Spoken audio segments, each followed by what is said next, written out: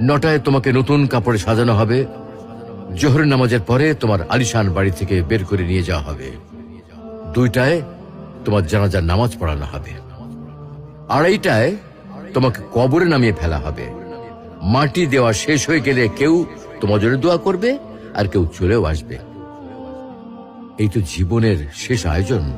তো কিসের এত অহংকার, কিসের এত ক্ষমতার দাপট? হ্যাঁ, ক্ষমতা কারোর জন্য চিরস্থায়ী নয়। অন্যায়ভাবে কাউকে ঠকালে একদিন ঠিক নিজেকেও ঠকতে হবে, এটাই নিয়ম। হ্যাঁ, এটাই নিয়ম। ভোরের সূর্যোদয়ের আলোতে যে পৃথিবী আলোকিত হয়, সন্ধ্যার সূর্যাস্তে তা আবার হারিয়ে যেত দেখি।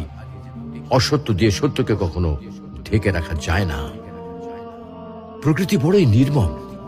কবে কখন কোথায় কার উপর আঘাত হানে তা একমাত্র উপরওয়ালাই ভালো বলতে পারেন। অহংকার আর দাম্ভিকতা পতনের লক্ষণ, তাই অহংকারী না হয়ে সহনশীল হন।